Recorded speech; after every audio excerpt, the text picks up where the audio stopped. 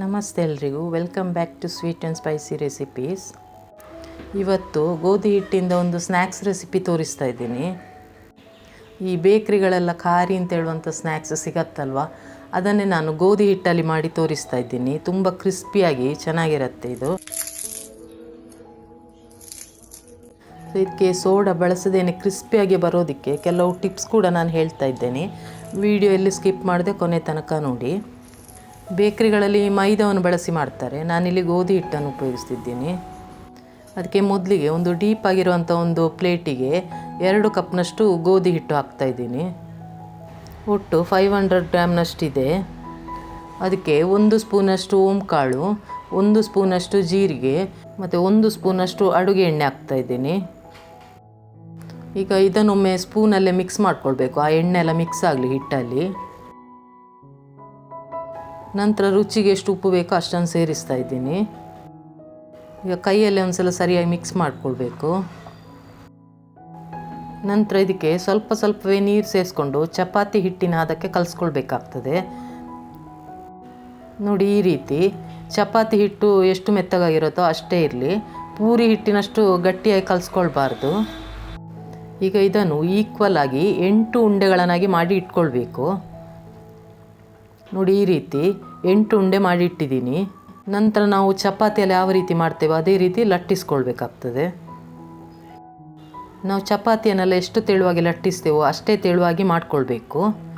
ನೋಡಿ, ಈ ರೀತಿ ನೋಡಿ, ಇಷ್ಟು ತೆಳುವಾಗಿದ್ದರೆ ಸಾಕು. ಚಪಾತಿಯಲ್ಲಿ ಯಾವ ರೀತಿ ಮಾಡ್ತೇವೋ ಅದೇ ಥರ ಇದೇ ರೀತಿ ಎಲ್ಲ ಉಂಡೆಯನ್ನು ಸಹ ಚಪಾತಿ ಥರ ಲಟ್ಟಿಸಿ ಇಟ್ಕೊಳ್ಬೇಕು. ಮೊದಲೇ ಒಂದರ ಮೇಲೆ ಒಂದು ಹಾಕಬೇಕಾದ್ರೆ ಸ್ವಲ್ಪ ಡ್ರೈ ಹಿಟ್ಟನ್ನು ಹಾಕ್ಕೊಳ್ಳಿ. ಮತ್ತು ತೆಗಿಬೇಕಾದ್ರೆ ಒಂದಕ್ಕೊಂದು ಅಂಟ್ಕೊಳ್ಬಾರ್ದು ಅಂತೇಳಿ ಈ ರೀತಿ ಡ್ರೈ ಹಿಟ್ಟು ಹಾಕಿ ಒಂದರ ಮೇಲೆ ಒಂದು ಹಾಕಿ ಇಟ್ಕೊಳ್ಳಿ. ಎಲ್ಲನೂ ಒಂದೇ ಸೈಜಲ್ಲಿ ಇರಬೇಕು. ನಂತರ 3 ಸ್ಪೂನಷ್ಟು ತುಪ್ಪವನ್ನು ಕರಗಿಸಿ ಇಟ್ಕೊಂಡಿದ್ದೀನಿ, ಇದು ತಣ್ಣದಿರಬೇಕು. ನಂತರ ಅದಕ್ಕೆ 1 ಸ್ಪೂನಷ್ಟು ಗೋಧಿ ಹಿಟ್ಟು ಸೇರಿಸ್ತಾ ಇದ್ದೀನಿ.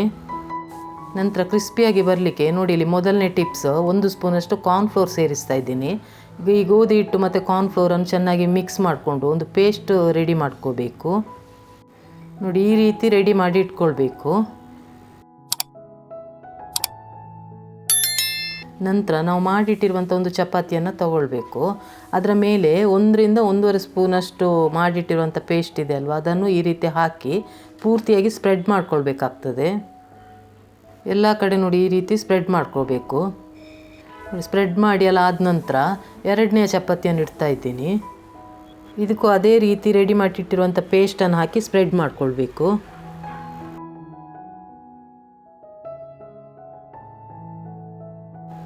ನಂತರ ನೋಡಿ, ಇದು 3ನೇ ಚಪಾತಿ, ಇದನ್ನು ಅಷ್ಟೇ ಅದೇ ರೀತಿ ಮಾಡ್ಕೊಳ್ಳಿ. ಈಗ ಕೊನೆಯದಾಗಿ 4ನೇ ಚಪಾತಿ ಇಟ್ಟು ಅದೇ ರೀತಿ ಸ್ಪ್ರೆಡ್ ಮಾಡ್ತಾ ಇದ್ದೀನಿ. ಒಟ್ಟು 4 ಚಪಾತಿದು ಒಂದು ಸೆಟ್ ಮಾಡ್ಕೋಬೇಕು. ಈಗ ಇದರ ಬದಿಯನ್ನು ನೋಡಿ, ನಾನಿಲ್ಲಿ ಯಾವ ರೀತಿ ಫೋಲ್ಡ್ ಮಾಡ್ತಿದ್ದೇನೋ ಅದೇ ರೀತಿ ಫೋಲ್ಡ್ ಮಾಡಿ ಇದರ ಮೇಲೂ ರೆಡಿ ಮಾಡಿಟ್ಟಿರುವಂಥ ಆ ಪೇಸ್ಟನ್ನು ಸ್ವಲ್ಪ ಹಚ್ಕೊಳ್ಬೇಕು.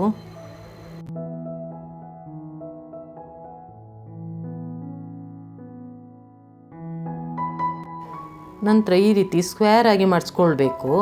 ಸ್ಕ್ವೇರ್ ಶೇಪಲ್ಲಿ ಇರಬೇಕಿದು.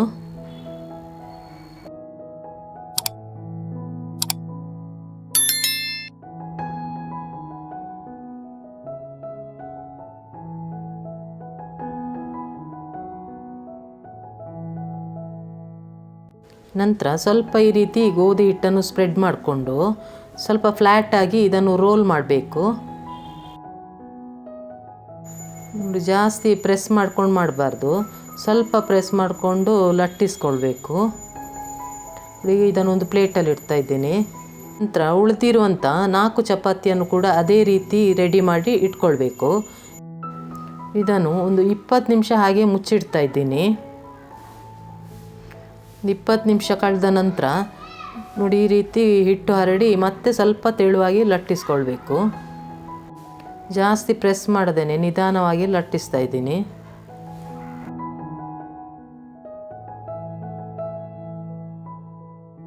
ನಂತರ ನಾನಿಲ್ಲಿ ಸ್ಕ್ವೇರ್ ಶೇಪಲ್ಲಿ ಕಟ್ ಮಾಡ್ತಾ ಇದ್ದೀನಿ. ಚಿಕ್ಕ ಚಿಕ್ಕ ಖಾರಿಗಳನ್ನು ಮಾಡ್ತಾ ಇದ್ದೀನಿ ನಾನು. ನೋಡಿ, ಈ ರೀತಿ ಚಿಕ್ಕ ಚಿಕ್ಕ ಸ್ಕ್ವೇರ್ ಶೇಪಲ್ಲಿ ಕಟ್ ಮಾಡ್ತಾ ಇದ್ದೀನಿ. ದಪ್ಪ ನೋಡಿ ಎಷ್ಟಿದೆ ಅಂತೇಳಿ. ಇಷ್ಟು ದಪ್ಪ ಇರಬೇಕು, ಆವಾಗ ಲೇಯರ್ ಆಗಿ ಚೆನ್ನಾಗಿ ಬರುತ್ತೆ. ಎಲ್ಲನೂ ಅದೇ ರೀತಿ ರೆಡಿ ಮಾಡಿ ಇಟ್ಕೊಂಡಿದ್ದೀನಿ. ನಂತರ ಇಲ್ಲಿ ಎಣ್ಣೆ ಮೀಡಿಯಮ್ ಬಿಸಿಯಲ್ಲೇ ಇರಬೇಕು, ಜಾಸ್ತಿ ಬಿಸಿ ಇರಬಾರ್ದು. ಈಗ ರೆಡಿ ಮಾಡಿಟ್ಟಿರುವಂಥ ಈ ಪೀಸ್ಗಳನ್ನು ಹಾಕಿ ಮೀಡಿಯಮ್ ಫ್ಲೇಮಲ್ಲೇ ಫ್ರೈ ಮಾಡ್ಕೊಳ್ಬೇಕು. ಒಮ್ಮೆಲೆ ಜಾಸ್ತಿ ಹಾಕಿ ಫ್ರೈ ಮಾಡ್ಕೊಳ್ಬಾರ್ದು.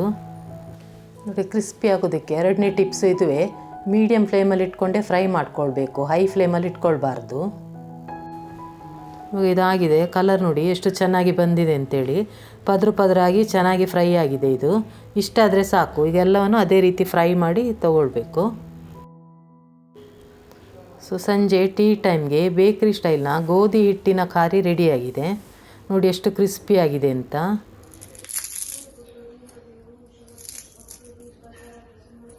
ನಿಮಗೆ ಈ ರೆಸಿಪಿ ಇಷ್ಟ ಆಗಿದ್ದಲ್ಲಿ ಖಂಡಿತ ಒಂದು ಲೈಕ್ ಕೊಡಿ. ಫ್ರೆಂಡ್ಸ್ ಫ್ಯಾಮಿಲಿ ಜೊತೆ ಎಲ್ಲ ಶೇರ್ ಮಾಡಿ ಮತ್ತು ಸಬ್ಸ್ಕ್ರೈಬ್ ಮಾಡಿ ಅಂತ ಹೇಳ್ತಾ ಥ್ಯಾಂಕ್ಸ್ ಫಾರ್ ವಾಚಿಂಗ್.